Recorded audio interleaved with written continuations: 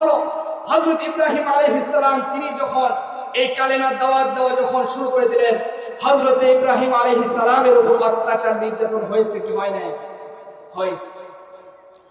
আমার ভাইরা, হযরত ইব্রাহিম আলাইহিস সালাম তিনি যখন নবুয়ত পাওয়ার পরে তিনি যখন তার উম্মতদেরকে তিনি যখন উদ্দেশ্য করে যখন এই কালেমার দাওয়াত দেওয়া যখন শুরু করে দিলেন, হযরত ইব্রাহিম আলাইহিস সালামের উপর অত্যাচার নির্যাতন করা শুরু হয়ে গেছিল।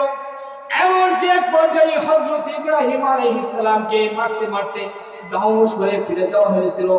তারপরে যখন হযরত ইব্রাহিম আলাইহিস সালামকে তারা যখন না ঠেকাইতে পারলো, ইসলামের দাওয়াত দেওয়া থেকে তাকে যখন বাধা দিতে না পারলো, তারা সিদ্ধান্ত নিল একটা আগুন প্রজ্বলিত করা হোক। সে আগুনের মধ্যে হযরত ইব্রাহিম আলাইহিস সালামকে তারা নিক্ষেপ করবে, হযরত ইব্রাহিম আলাইহিস সালামকে তারা হত্যা করে ফেলবে। আমার ভাইরা, ওই সমস্ত নমরুদরা অনেক আগুনকে প্রজ্বলিত করা হলো, যার পরে হযরত ইব্রাহিম আলাইহিস সালামকে আগুনের মধ্যে নিক্ষেপ করবে। এক পর্যায়ে আগুন জ্বালাতে জ্বালাতে লাল বর্ণ করে ফেললো, আলো বর্ণ করে ফেললো। হযরত ইব্রাহিম আলাইহিস সালামকে আগুনের মধ্যে নিক্ষেপ করা হবে। হযরত ইব্রাহিম আলাইহিস সালামকে শুলিতে চড়ানো হয়েছে। এমন সময় হযরত জিবরাইল আলাইহিস সালাম এসে বললেন, হে নবী ইব্রাহিম, আপনাকে আগুনের মধ্যে ফেলে দেওয়া হবে, আপনি আমার নিকটে সাহায্য চান, আমি আপনাকে আগুন থেকে বাঁচিয়ে দেব। হযরত ইব্রাহিম আলাইহিস সালাম বললেন, হে জিবরাইল, আমার পরীক্ষা চলতেছে, আল্লাহ পাক রব্বুল আলামিন আমাকে পরীক্ষা নিচ্ছেন, আমার পরীক্ষার মধ্যে কোনো বাধা দিও না, আমি এই পরীক্ষার মধ্যে আমি পাস করতে চাই। সুবহানাল্লাহ। আমার ভাইরা, হযরত ইব্রাহিম আলাইহিস সালামকে আগুনের মধ্যে নিক্ষেপ করা হবে। এমন সময় আল্লাহ পাক রব্বুল আলামিন আগুনের উপরে নিষেধ করে দিলেন। আল্লাহ পাক রব্বুল আলামিন আগুনকে বললেন, ইয়া নার কুনি বারদান ওয়া সালামান আলা ইব্রাহিম। আল্লাহ পাক রব্বুল আলামিন আগুনের প্রতি নোটিশ করে দিয়ে বলেন, হে আগুন, আমার পয়গম্বর আমার নবী ইব্রাহিমের জন্য তুমি শান্তিদায়ক, তুমি আরামের জায়গা হয়ে যাও।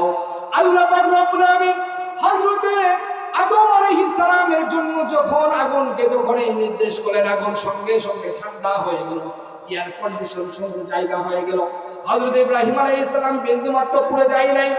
এমন সময় ওই ফিরআউন, ওই নমরুদ তার সাথে বসে হযরত ইব্রাহিম আলাইহিস সালামের পুরো দৃশ্য দেখে সে আনন্দ করে উল্লাস করবে, কিন্তু সে লক্ষ্য করে দেখলো ইব্রাহিম তো পড়ে নাই, সে অত্যন্ত আরামের সঙ্গে আগুনের মধ্যে বসে আছে।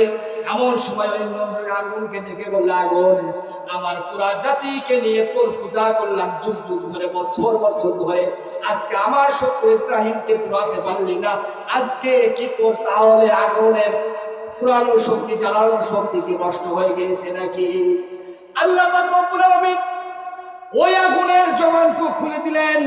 তখন ওই আগুনের ভিতর থেকে জবাব এলো, নমরুদ, আমার ভিতরে তাজ্য শক্তি, জ্বালানোর শক্তি আছে কি নাই, যদি তুমি প্রমাণ করতে চাও, টেস্ট করতে চাও, তাহলে তুই মিসাইল তোকে শুদ্ধ তামাম বিশ্ব পুরাতে পারে, কিন্তু আল্লাহ পাক রব্বুল আলামিনের পয়গম্বর হযরত ইব্রাহিম আলাইহিস সালামের বিন্দু মাত্র কসম আমি করতে পারবো না। সুবহানাল্লাহ। এই জন্য কবি কি সুন্দর করে বলেন, আজ ভি হো जो इब्राहिम का ईमा पैदा कर सकती है एक अंदाज़े गुलिस्ता पैदा। এখন পর্যন্ত কোন ব্যক্তির ঈমান যদি ইব্রাহিমের মতো যদি হয়ে যায়, আর ওই ব্যক্তিকে যদি আগুনের মধ্যে নিক্ষেপ করে দেওয়া হয়, তাহলে আল্লাহ পাক রব্বুল আলামিন এখন পর্যন্ত ওই খালেস মুখলিস বান্দার জন্য আগুনের মধ্যে ফুলের বাগান বানানোর ক্ষমতা আল্লাহ পাক রব্বুল আলামিনের আছে, ঠিক কিনা বলেন? এখন পর্যন্ত যদি কোন ব্যক্তি যদি সঠিক